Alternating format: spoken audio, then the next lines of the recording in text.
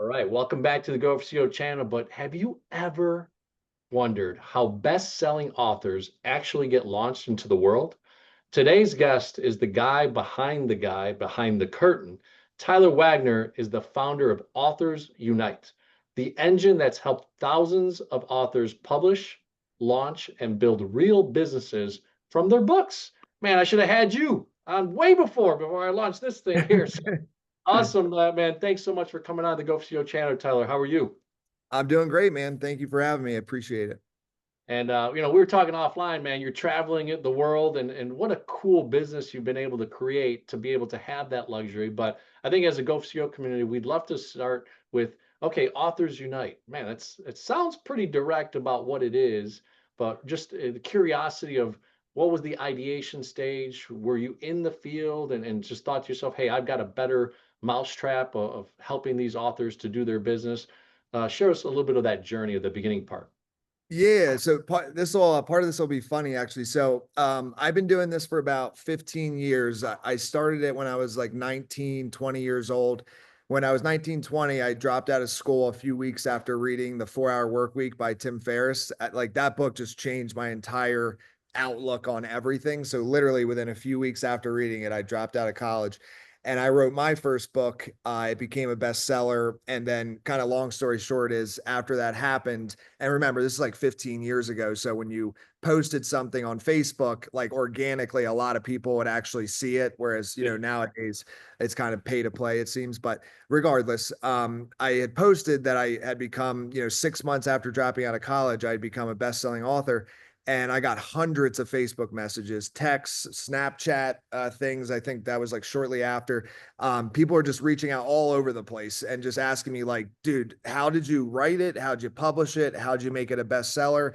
And I had no idea this was like of such interest to people, and that so many people wanted to become an author or a best-selling author. So essentially, what happened is after that happened, I helped a few friends to like make sure I could replicate what I did for myself for other people. And then they gave me testimonials. So it did work. Essentially, we offer, to answer your question, and then I'll go back into the story. We offer everything done for you from start to finish. So it's about 20 services broken up into 4 different phases. The first phase we call creation. So that's like ghostwriting, editing, publishing, everything to create the book. The second and publish it. The second phase is bestseller campaigns. And this is what we're like really known for, and kind of, I would say, a big like competitive advantage we have in the market is there's a lot of people that like or publishers or services out there that can help you hit like Amazon bestseller or maybe Barnes and Noble bestseller. But we actually help people hit like Wall Street Journal, USA Today, New York Times, and there's a few other big ones as well. And that's very rare. Like in the market, I only know of like 2 other companies that are even like close to us in hitting those major bestseller lists. So either way, that's just kind of like one of our competitive advantages, I guess you could say, that we are a publisher that can also get you on a major bestseller list, which is just a super rare thing in the industry. Third thing we do is build out like book funnels for people. So a lot of our clients, I'm assuming yourself too, like have a business on the back end of their book. So we'll build out that like sales funnel for them with the book in the front, and then it flows into whatever higher end services they're offering. And then the last step is just like we call it consistent traffic, pretty clear. But basically, what it is, a lot of media. So we help them get on podcasts, TV interviews, blog features. Just after you do a big bestseller campaign, you want to keep the momentum going so your book doesn't just like fall off a cliff in the rankings.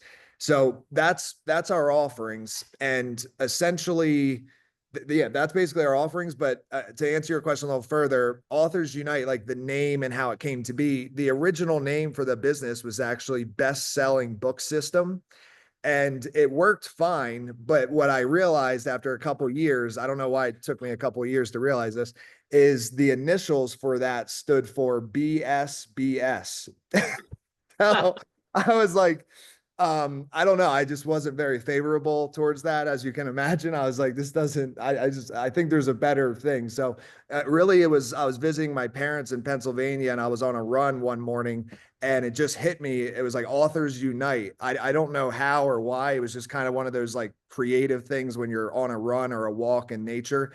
And it just hit me. And I ran home, went to GoDaddy and found the domain was available. And then I bought it. And then ever since then, I feel like our messaging, like why we do it is we say, like, we believe helping authors succeed, we help the world succeed. And my kind of thought process on it is, if our company focuses on helping all the experts, then inevitably we're kind of helping the world in a sense, or at least all the readers of their books. So we just focus on the authors, and then we kind of feel the rest takes care of itself as long as the readers are, reading the books and applying the knowledge that they're getting. So yeah, I think that's a fair answer. I could go on, but yeah. Yeah. No, I love it.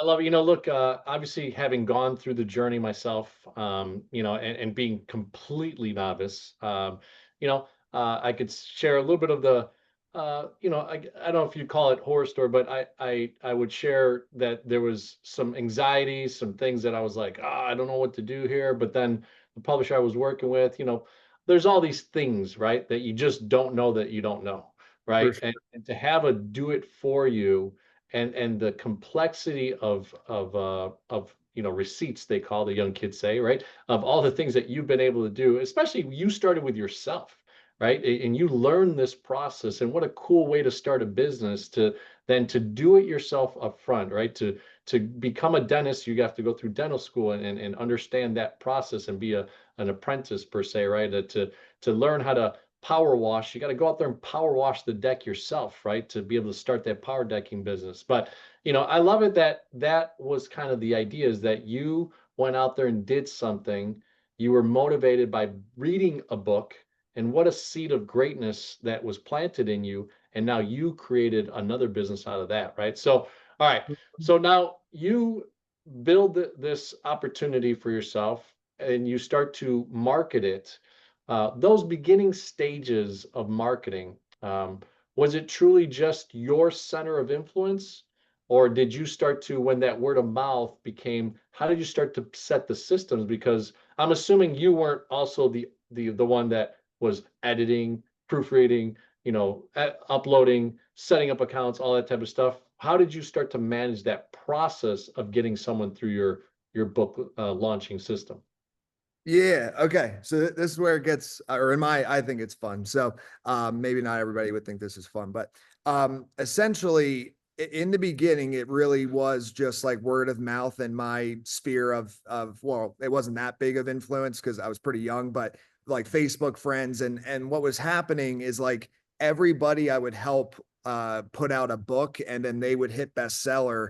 They would post it on their Facebook, right, or their social medias, and then they inevitably, it was like every client I got in those early days, I would get like 3 referrals because their friends would ask them, how'd you do it? They'd refer them back to me.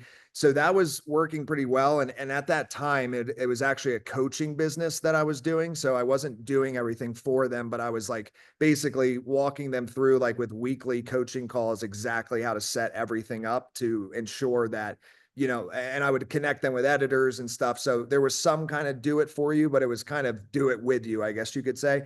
And then what happened, and I think this happens to a lot of entrepreneurs, is I hit a ceiling. And that ceiling was, I don't remember the exact revenue, but I think it was like a little less than 500,000 a year in those first few years. And I was just burnt out because coaching, I could not. And I know obviously you could do group coaching. That's like a big model these days. But at the time, it was just I didn't feel like group coaching would really cut it for like how many parts needed to be in place for these things to be successful. So I never tried the group coaching thing. It was always one-on-one. And obviously you're going to hit a ceiling if you do that. So what happened is after I hit that ceiling for a couple years, then I switched over to done for you and courses. And we still do have some courses. They're kind of outdated. So in all honesty, I don't recommend buying our courses right now. They're outdated. But either way, I switched to those 2 models because I realized done for you, I just needed more people like on the team, but I could do essentially an unlimited amount of those. And same thing with course, obviously. A course, it's evergreen. People can buy it whenever. And that's when we really, that's when we got to the 7 and now 8 figures per year, is really from the done. It's 95% the done for you services. And to speak to your question a little bit more in detail, we went about marketing in a very different way than at least from my experience with other companies that I've heard of. Cause I've tried SEO, I've tried the Facebook ads, I've tried Google ads, like everything. I've tried to hire a marketing agency to have it happen. And I had like little spurts of success with those things, but never like never like the stories I would hear, like the Russell Brunsons or Alex Hormozis of the world. I never experienced that. It was never just like put $10 in, get $100 out. Like it just, that wasn't happening for me. So what I did, and this will sound crazy to some people, but we still do it to this day, is we focused on partnerships and we just doubled down on it. And it kind of was like killing two birds with one stone, because what I was doing is I realized I was getting business from like other publishers, ghostwriters, editors, PR agencies, like anybody who works with authors. Once they knew about what we could do on those bestseller campaigns, that became a way for us to partner up, them to refer their authors to us, and then we would give them a commission for the referral. So once Mhm. that like fully clicked for me, I reached out to every book publisher in the world that speaks English, like everyone I could find. Like, and I'm sure I missed a few, but tens of thousands. And I'm not exaggerating. Like we have systems, AI softwares now, but in the earlier days, I had a team of dozens of virtual assistants that were manually reaching out to people's contact forms on their websites. We just found that was like it's better conversion for a response if you do it that way rather than a cold email. At least that's our experience. So either way, we have like, essentially, to fast forward this, we have an affiliate army of like, it's close to 100,000 now. It's tens of thousands for sure, of all these different types, like political consultants, editors, ghostwriter, anybody who could work with authors or people who should be authors. And we partner with them at scale. We have about 20-person sales team now, and they all do the same exact method. And here's where the kind of killing two birds with one stone occurs. Because we were partnering with other people in the business, we were also able to like add these people to our business as well. And I'll give you like 2 points of like what I mean by that. Mhm. Editors and ghostwriters, they're freelancers on their own, and they can refer to us, their clients, like when they get them on their own. But then what I would do is say, hey, are you open to like editing books on behalf of Authors Unite? And like no editor says no to that question, but pretty much. So we have a Rolodex of like thousands of editors. They're freelancers. They're not employees of Authors Unite. But when we close an editing deal, we just go to our Rolodex, pick which one we think will be the best, price, the best person for the project, few variables. And so by building all these partnerships, we were also building like more services for the company at the same time. You know what I mean? So it's like those two things were inevitably happening. And yeah, now it's just this referral engine, and the 20 services we offer, about half of them are internal and the other half are either like a white label or like some sort of like partnership with somebody in the back end. So that's how we built the whole company. I love it. And you said something earlier, right? You got to a point where, as the entrepreneur, as the founder, you got to about a $500,000 worth of revenue, right? And I always see that, right? Being a commercial banker in my day-to-day job, there's a difference between that seven-figure hit getting to 5 million, that 5 million getting to 20 million, that 20 million getting to a 50 million, that 50 million getting to 100, and that fulcrum of 100,000 to 500,000. It's so interesting when a founder does that. They've understood the business, they've quantified things, they've SOP'd things, but then they're stuck. They're like, oh man, I can only do so much. And the 4-hour work week, I guess, does teach you sometimes, right? That 500,000-ish range could be a lifestyle business, but you For took it sure. to the next level of creating a business, right? So it's pretty cool. So, all right, you get this momentum, and I love Mo. That's one of the things I love most about life. If you can get to a Mo stage, it's so cool how this thing just, it's like a snowball effect, right? So Yeah. you're at that 500,000. You start pivoting in your mind. You say, hey, this just I can't do it the same way. All right. So what was your first hire? Or have you built most of the infrastructure of the business through independent contractors or these joint ventures that you talked about with affiliated industry people, what was some of the ways that you lifted the business up through that component? So I think my dad, I'd have to ask my dad on the technicals, so I can get back to you on some of this, but and what I you'll laugh at this, but what I mean by it is I think my first literal hire was my little brother. He's my only ever like employee that I ever had. But everybody else is independent contractors, like the whole sales team, they're commission only. And then like the editors, ghostwriters, book cover designers, like, you know, every part of this process from start to finish, we have a whole list of different people that can fulfill like the orders or the projects. So yeah, like literally, and my brother, he actually started his own thing now. So I don't think, besides myself, I might be considered my own employee with the way my dad has it set up. I'm not sure, but either way, I don't really have any employees. I do my full-time assistant. She's also, I think for now, because she's only been a year, she is also an independent contractor, but I'm pretty sure at some point she'll have to become an employee, I think is the way that that'll function.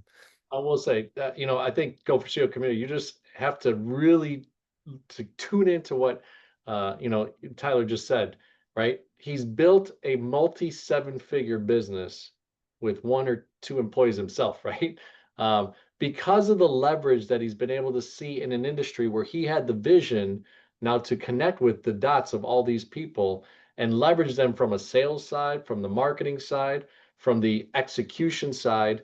It's really awesome to hear. So, all right, that's transitions my conversation a little bit because it really is a dynamic way of thinking. And you went back to that book, right? That seed of greatness, that the 4 hour work week. What were two things that, if you would reference that again, and what's been planted in your heart and your mind of what that is and why you became that type of business owner? What are two or things that you've extracted and it's been kind of the mainstay of how you do business? Yeah, I think so I will say and I have referenced it again within recent years, but it's been about 15 years since I've like read the book in full, but the two biggest things, I'm glad you said two because there literally is two that I remember specifically. Yeah. One is, and I might butcher the quote a little bit, but essentially what the quote was trying to get at that Tim Ferriss referenced in the book is that we as humans are very like irrational with fear. And what I mean by that is a lot of times when we're thinking about like making a big decision, like dropping out of school or staying in school, at that time, that was a very big decision for me. Like I felt like that was like almost not like literally life or death, but it felt like an enormous weight on my shoulders when I was thinking about this while going to classes and being around all my friends that were, they were fully focused on like that path. And I was like very much like second guessing, is this for me? So those few weeks, it just seemed like the whole weight of the world was on me. I was like, I do not know what to do. This is crazy. But then in that book, I remembered that what that quote was, and I'm blanking on what the quote actually said, but either way, the point of it is that we are irrational when it comes to thinking about fear. And my point is, once I thought through, like, what's the worst thing that could happen if I drop out and I start a business and it fails? Like, what's the worst thing? For me, my parents happen to be like pretty successful. They live in the suburbs of Pennsylvania. And they have like big house, pool in the backyard. So I was like, the worst thing actually is not that bad. I'll end up back at home with my mom's cooking and though it'll be fine. Like it'll actually be great. Like I'll be happy. Like it'll be fine. So it was really funny once it seems like such a minor switch, but it was a very big like switch in the way of thinking, because at first I was like, my thoughts were this: if I drop out and I fail, I'm going to have to go back to college. I'll be like the old person in the class, right? Like I'll be the older person in the class with all these younger kids. It'll feel weird. Like I won't be able to connect with people the same way. I'll feel like a failure. My friends and family will know I failed at trying to start, like all these crazy thoughts. But then once I read that part in the book, my thought, all those things got eliminated in my mind. And I was just like, the worst thing that'll happen is I'll end up back at my parents' house, which happens to be a pretty nice house with good cooking, and I'll just try again. And it was Mhm. like, I don't know, it was just like really profound for me. And it makes me laugh now because it is funny to me. Like it's not as bad as we think a lot of times is the point. And then the other thing, the second thing I learned was it is essentially just outsourcing. Like I didn't really fully, and I think this happens, and you might know this even better than me. A lot of entrepreneurs, we have this thing with our businesses, especially earlier on, where we think we're the only ones that can do the thing.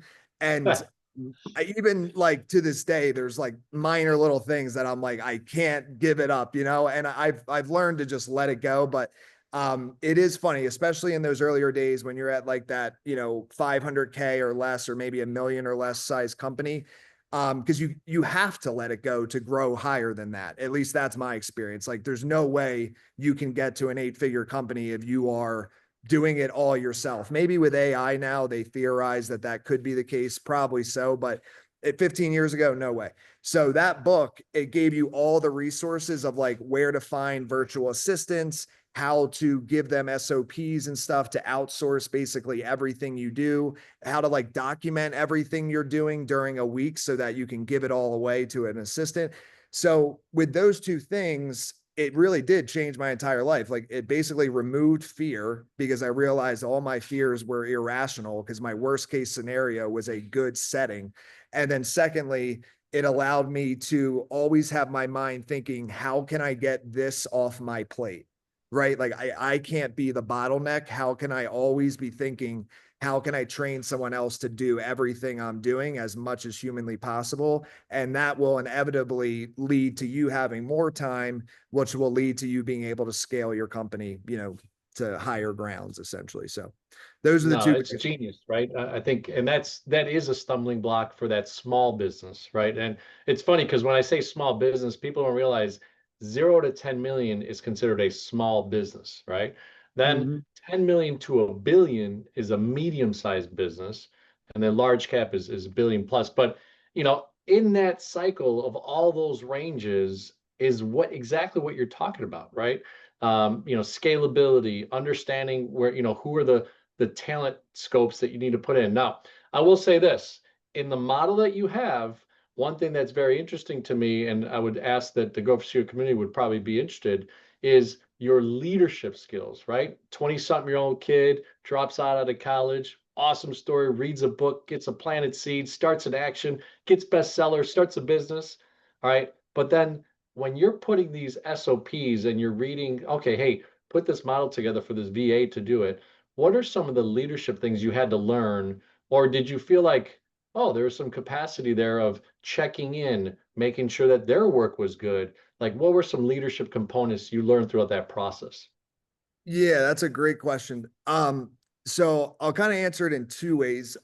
One way that I've actually been able to kind of um almost like not have to have the skills anymore is I've learned it's better to pay if you have the money, it's better to pay a little bit more for a kind of like higher level virtual assistant or a virtual assistant that is within a bigger organization rather than always go for like the cheapest ones. And I will say, I feel like the 4 hour work week from my memory, and I'm not, Tim Ferriss is like, I love Tim Ferriss, so I'm not saying anything bad to be very clear.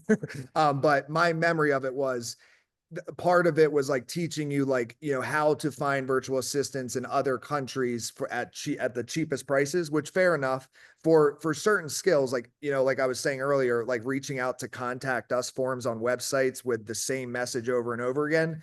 Yeah, I mean, go to the Philippines or whatever and pay that $5 an hour for that skill, but don't, like, I guess what I'm trying to get at here is in the earlier days when the money was just tight, just like I think any business in earlier days, I was so focused on like trying to. I always thought I was like, even if they're a $5 an hour, I can make them better and like I can train them up. But it's like if you're already having trouble communicating like in the same language, like English and whatever, I forget the Tagalog. Philippine. I don't know. I forget what it is. Yeah. Okay, but it was like I finally just let that go, and I guess maybe this is a leadership skill. I was kind of thinking it wasn't, but in a sense, the skill I kind of developed over time was stop going for the cheapest one and trying to like put everything you have into it, knowing that it's going to be really difficult to train this individual to do like a $5 an hour VA is just, they're not going to be like your COO or something, or, you know what I mean? That's just not going to happen. Yeah. But in those earlier days, I did kind of have this blind spot of like, if I can do it, like I can make it into an SOP and I can get this person to realize how to do it eventually. And it took a lot of time, and there was a lot of like people I had to let go, and it was kind of messy. And then what I just started doing, there's actually this one company we just hired from, I'll give them a shout out. They're called Athena, and they have virtual assistants. And they train them really, really well. Like they go through a whole series of training and stuff, and they're a little more expensive than your typical overseas virtual assistant, but it is like, it's night and day experience. Like the person is like developed in AI, tech, like they know English very well. They can speak on your behalf, email, like they're just amazing. So what I do for all my salespeople now is after the first 3 months, if they perform well, then I will get them a full-time virtual assistant to manage all of the outreach for them so that they can only be doing phone calls. So either way, I don't know if this is answering your question the best way, but I guess the best way I can answer it is the leadership skill that I developed, I feel, was instead of trying to go the cheapest path, I sat back and was like, let me spend a little bit more money, do a little more research and find better talent, and just be willing to take that risk, I guess, of spending more money. And you're still not sure, right, if it's going to work out always. It doesn't always work out. But you have to be willing to take these risks, right? Because if you stay in this, I'm only going to hire $5 an hour VAs, that's not going to get you very far either. You know, you just need better talent than that, I guess is what I'm trying to say. Yeah, and look, and that's such a leadership component, right? When you think about, all right, hey, where am I spending my money? Where's the force multiplier, right? At $15 an hour, I just got a different style, different type of person, more competency, faster at what they're doing, more direct, better quality intake, right, of a lead as an author that's coming in through your pipeline. So really, really awesome stuff. So I would say one of the curious things is, and I haven't read it also in a long time, but in that same vein of 4 Hour Work Week, right, and what you developed in your lifestyle business and what you'd be able to create in the multi 7-figure business that you have now, is where were the operations, right? If you think about those steps that you have, right, you bring in an author, what's the idea? How do they start to develop? And I remember having months at a time where I just write stuff down every night, and then it was splotchy, and I'm like, I'm not an author, I'm not a writer, right? I'm a sales guy, like I'm a business guy, sales guy, like. So then my editor would be like, hey, you're kind of writing like you speak. We need to change the tonality of this. You need to be more understanding of, hey, the reader's going to read this, and what are they trying to get out of this section, that type of thing. So the operations side of your business, when did you start to say to yourself, okay, hey, I've got a process here, and here's step 1, here's step 3, here's step 7, it became an SOP for you? I would say I probably started doing that when I switched over from like the coaching to the done for you is when I really started to implant that. And I will say, I think I had it a lot easier than most because of the way we were growing with the partnerships. So like essentially most of the processes I didn't actually have to come up with myself. It was more so like I had a ghostwriter that was a partner of mine. They have a process where they interview the client on a weekly basis on Zoom to get the story out of them to write the book for them. And they already had a built-in process. So I was like, okay, we're good to go there. Like, and I feel comfortable with this person. They have good testimonials and stuff. They've been referring to me. They have happy clients. So it was almost like part of it was me creating processes like for the bestseller campaigns. That stuff is very much internal where like I had to figure out all the algorithms, like how do you ensure a book hits Wall Street Journal? How do you ensure it hits USA Today? And build out these processes to ensure we could actually guarantee people to hit these bestseller lists. I would say that was mostly the processes I created myself. But then the other stuff, it was really just finding other people that had already like had success in it. Like, for example, the book funnels. We have a guy, his name's Gary. He's amazing at building book funnels. So I just brought him into the business, and it's kind of like a white label. And he already has that full process built out. I will, maybe this will be helpful. We use Basecamp for everything. I don't know if you're familiar with that. It's like a project management tool. I think it's kind of like, I think the other one's like ClickUp or something, or Click or something. But Basecamp has been a life changer, because like in the earlier days, I was managing everything through email. And like, dude, that's crazy. Like, but you know, I just didn't know what I didn't know, right? And then I stumbled across this thing called Basecamp. It's like $100 a month, which at the time I thought was a little high, but now I actually think it's very cheap for what it's capable of doing. And literally, Basecamp, it manages every single client that we have. So as soon as a client comes in from one of our sales team or from myself, they come in, my assistant sees that essentially like that we got the signed document back and they've confirmed the wire transfers come in. And then she puts them in Basecamp with the like team leaders or project managers for those specific services. And then the process starts. Like, I don't even have to do like anything like after that occurs. Like, it's already all set up in Basecamp in essence. And Basecamp can literally manage, like, we have thousands of projects in there and like hundreds at a time. So Wow. it's really, really, I highly recommend Basecamp. If anybody's listening to this and they're struggling like managing all their clients, try Basecamp. Like, that changed everything for me as far as like organization and structure and stuff. So, we typically end the show with operational excellence out of the CEO formula, but it's interesting you brought that up. When you're saying you're using this tool, are you still, putting the label on that particular function, or is the tool so good that it's actually created the process for you? Um, I would say it's kind of like 50-50. Like, the tool has like so many elements that it allows you to like manage things in such a, like, I'll give you one example. So say you're managing 100 projects at once. You can Mm. have 100 different projects in Basecamp, and then at the top there's one inbox that, like, every time there's something for any particular person on the team, they can just go to that inbox and it'll show everything they need to see from every project. So they don't actually have to like go into the separate projects to figure stuff out. They have one inbox that every project they are tagged on, they are getting notified whenever something is needed from them. So it like literally it's kind of limitless in a sense. You could literally have 1,000 projects at one time, and it all just flows up to this one beautiful inbox. I feel like Donald Trump there, this one big, beautiful bill. um, but this one little inbox, and it's like, I don't know. So that's one way, but I will say essentially it seems to have everything set up in a way to make it easy to organize your company and projects and services.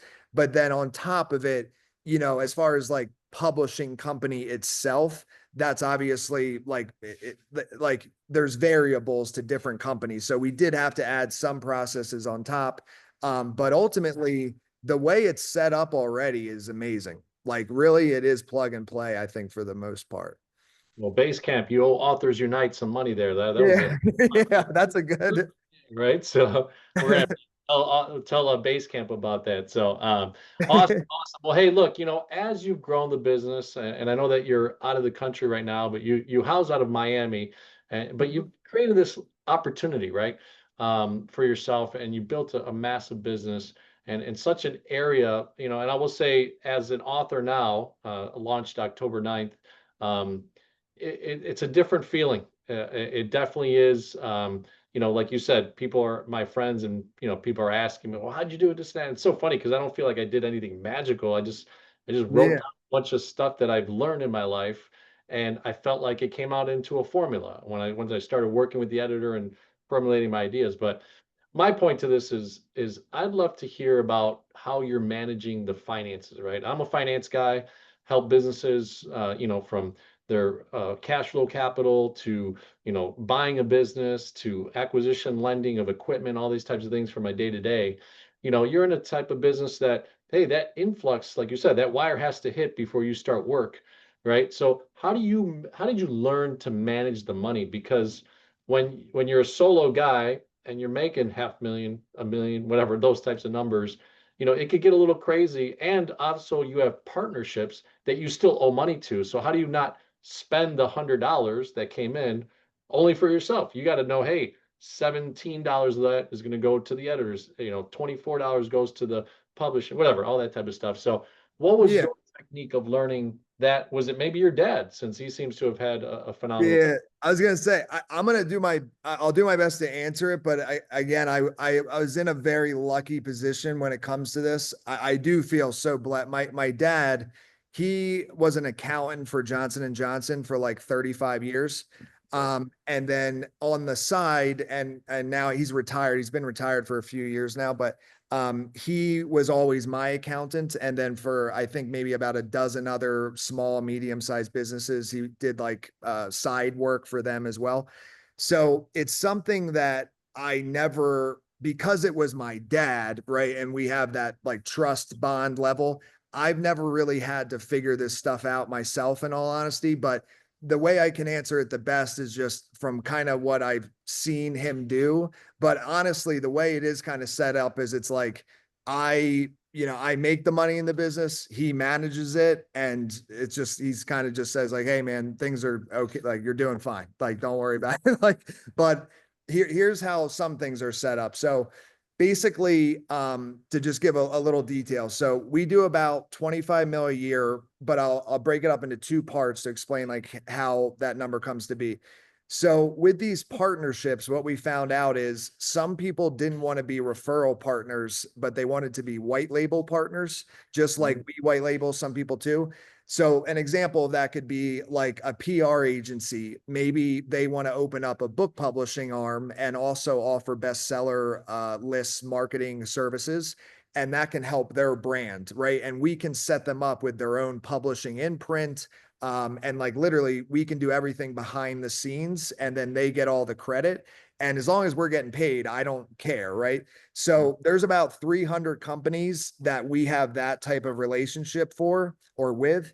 And that is actually a majority of the business. So there per year, it's probably around like 15, 20 a year on that side of things. AU internally is about like, I think our highest year was like 7 or 8 mil. I think this year we'll probably do like 4 or 5 mil internally. So either way, that's how it gets to the 25. The white label side, and I think it's because like I would love to tell you that we're bigger than that side, but I think the reason is because it's like we're competing with like one business against 300 businesses. So like that's why. And like they literally like these white label people, they're better at marketing this stuff than some of like than I am. I think sometimes like they literally bring in more clients than we do internally. So regardless, that's how that's set up. With the partnerships, like the referrals, we do a 20% commission. So essentially the way all that works is we just have like signed agreements with everybody. And I actually, maybe you could help with this. This is kind of a funny thing. I have asked my bank multiple times if they can show me like, or they can notify me when wires come in. And apparently there is no such thing. Like literally they tell me like ACH, you can get notified, checks, you can get notified. Obviously, if somebody pays credit card, our stuff though, like our average client's like 60K to 150K. So it's mostly wire transfers because the credit card fees would be like thousands of dollars in that range. So it's just basically what I have to do is every morning I open up my bank app for my business account and I check and I just see all the wires that came in. And then I'm like, okay, these are good to go. And then my assistant gets notified and then she sets it all up in Basecamp. And then after we pay our commissions, after the project is complete, and the reason we do it that way is because we guarantee, like all of our services have like some sort of guarantee in them. I've just found it's so much easier to sell something if there's like a guarantee included in it. So we wait to pay until the full project's complete, and then we pay 20% to the referral partner. Trying to think if there's anything else I could share on the payment side. I think my dad might use QuickBooks. I'm not sure. So maybe that. But yeah, if isn't that weird on the wires? Like, and I use Wells Fargo, but I've asked so many times, they're like, there's no way to notify you when a wire comes in. I'm like, Yeah. why? the banking system is a little bit antiquated on the wire side because it's still a federal thing, and it Okay. comes in with a memo so that you can at least identify who the wirer is. But yeah, there's some things that I think blockchain and Ripple and some of these kind of new age scenarios are going to be Yeah. able to do that at a very simplistic way. So totally different conversation, but certainly something that we could chat offline. But so hey, Yeah. look, one of the ways that we end our interviews is with CEO. So it's client experience, employee, or just engagement in general. You've got a certain energy about you. I'm certainly excited to hear about kind of like how you engage with all these vendors and the way that you built these relationships.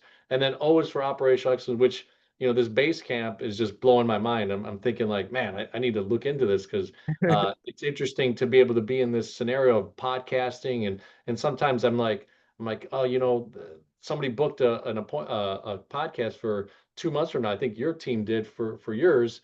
And I'm like, how do I automate this so that I'm continually touching them and reminding? Because like this morning, I sent a personal email and be like, hey, Tyler, we're going to be on at 11 o'clock. Just a reminder, because I've been blown off sometimes, and it's my time, and I value my time. So anyway, it's a totally different thing. But C is for client experience. When you think about Authors Unite and that client coming to your website, coming to engage with you guys as a business, or through a white label, through anything of that service, what would you say a 60-second value proposition is for doing business with Authors Unite?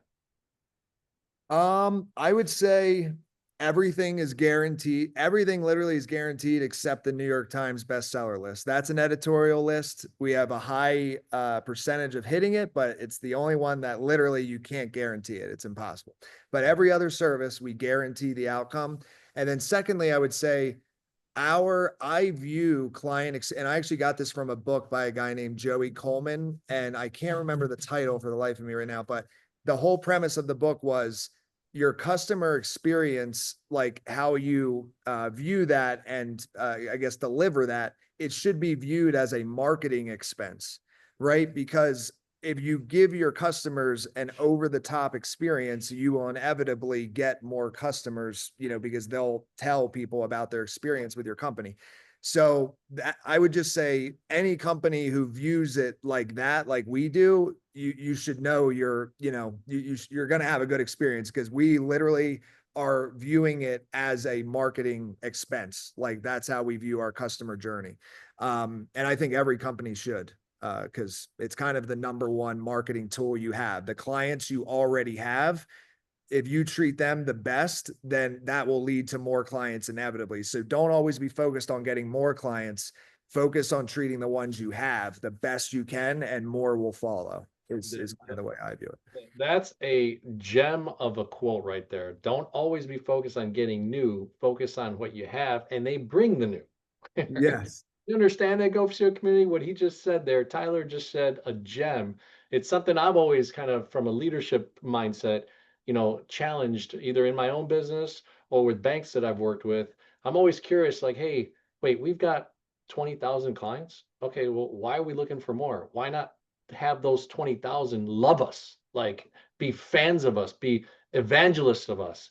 And it's always been an interesting dynamic, right? Because when you're publicly held, you're always looking for numbers. So Mhm. that's one of the challenges of being privately owned and being a publicly held company, of how those dynamics work, right? So, all right.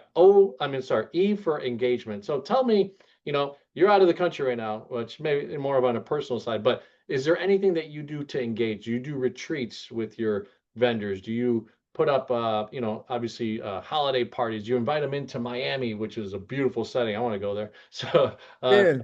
party, I'm going.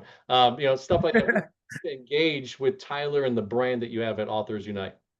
Yeah, I've actually one thing I want to do that I haven't is put on an event because like we've worked with about 5,000 authors now, and like I said, most of them are in that 7 to 9 figure range. So being able to put some sort of like mastermind together with all of them, I feel like would be so valuable.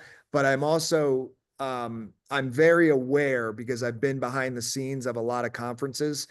It is a very, in my opinion, a challenge to put on a very good like in-person event.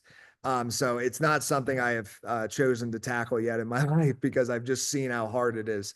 But what we have done is, and I would say it's more actually for our top partners. When I was saying like we have like close to 100,000 referral partners, I'm sure you're familiar. I know you are 80/20 principle. So like as you get like deeper into that, it kind of becomes like 99/1 principle. And what I'm referring to is we have literally my team and I have done about, I just checked my Calendly the other day. I've personally done like 8,500 calls. It's a lot of calls. Yeah, I couldn't believe when I saw that number. I was like, if I had known I would do that many calls when I first started this, I don't know if I would have done that. Like, that's a lot of calls. But It either is. way, our team has like had conversations with people that have said like, yes, we think we can refer to each other.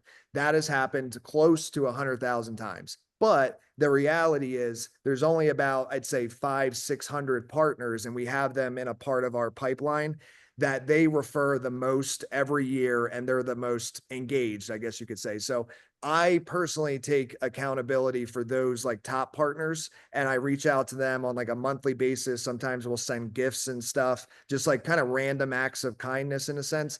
And I can't measure like a direct ROI from that, but I do think that it's like I kind of view them as friends. Like some of these partnerships I've had for over 10 years, and without them, like they are the reason for the success of my company. So I don't know. I view them as friends and business partners. And I just think the best way to show that you care about someone, not the best way, but a way, is random acts of kindness. So there's different ways. We'll just send like books or different gifts if we know something about someone or their birthday. And we more focus on the partners actually than the clients in that fashion. So Uh, I love it. And you said something so real, right? You shared within this context, you find out what they like. You find out who they are. You spent some time, 8,500 conversations is crazy, but one of those, if you take even 25% of it, it's still a huge number. You literally probably spent 15, 30, 40, 100, 400 minutes with that person and on calls and then face to face and projects, and you get to know people, and that's part of the engagement. That's why I always ask that, because I feel like every business owner, every entrepreneur, every CEO of a company has had such a little bit different twist. Love, some people love retreats, like you said. Some people don't want to take on that, that scenario. Some people love giving gifts, but they're so unique because they know that like caramel corn as an example, like somebody may love caramel corn, and you find that out, you keep it registered in your mind or in your base camp, right, of CRM or something, and yeah. you hear that sort of thing. So, all right, so operational excellence. You did say base camp, and that seems to be such a phenomenal tool. Is there any one or two other tools that has really helped you to have this lifestyle, multi-million dollar business? Yeah, I'd say the two other ones I could mention. So the CRM, like you said, we use Go High Level for that. We've used different ones in the past, but Go High Level seems to be, and I have a team that manages it for us. So I don't have like personal experience like managing it, but from my understanding, it seems to have like everything in one place that you could ever need for a CRM and kind of more. You can build like funnels in there, schedule calls, like it kind of has everything in one place. So Go High Level, I'd recommend that. And just going back on one last point you said too, like I always, every call I ever had in my life, always take good notes, like always. So our CRM with every single partner we have, every client, there are tons of notes on every single person. And I just think if you're not doing that as a business owner or having your sales team do that, you're missing out on so much that you're not aware of. But then the other tool I would say, and this one's kind of newer, as I mentioned earlier in the show, that I used to have like all these virtual assistants that were doing the contact form reach outs. We have this internal tool, which we might roll out to the public at some point, but right now we're just using it internally. We call it Partner Wave. And essentially what it does is it's pretty cool. So you basically just put in a keyword and then the message, and so say you put in book publisher, it'll aggregate like a web scraper, all of the book publishing websites from the web. So it'd be like tens of thousands of them, maybe not literally all, but a lot of them. And then you just say the message that you want it to fill out in the contact form, and then press a button and it fills all the forms out. Wow. Just like that. Yeah, there are like with CAPTCHA and stuff that it's not 100% success rate, but it's enough that like it completely eliminated me needing dozens of virtual assistants. So it's a very good tool, and if we can roll it out to the public, I'd love to. But It's a it's kind of SaaS wild. Yeah. created. Yeah, so I have like a kind of internal tech team that I brought on, and so I will be honest in saying like tech is not my personal thing, so the terminology I don't fully know, but I think it's considered like a SaaS/AI type thing, Yeah. and it just automates filling out contact forms at a large scale, basically. That's phenomenal. Well, I mean, that was one of the ways that you blew up, right? So Yeah. you found, and for you to be able to do that, and in all different industries is a big, big deal. So awesome, awesome stuff. Well, Tyler, what a pleasure, man. It's been really cool to spend this time with you. I know the Go for CEO community will be very excited. Go ahead and subscribe to the channel, ladies and gentlemen. If you haven't subscribed yet, I don't say that enough. Pick up the book. Do you have a personal book, by the way, that you I wrote? do. Yeah, The first one, my but first book. Yeah, it's called Conference Crushing. My first book that I wrote like 19, 20 years old. Yeah. yeah, so I mean, obviously the first one, conference crushing. Let's put that into the description as well. You'll see it in there.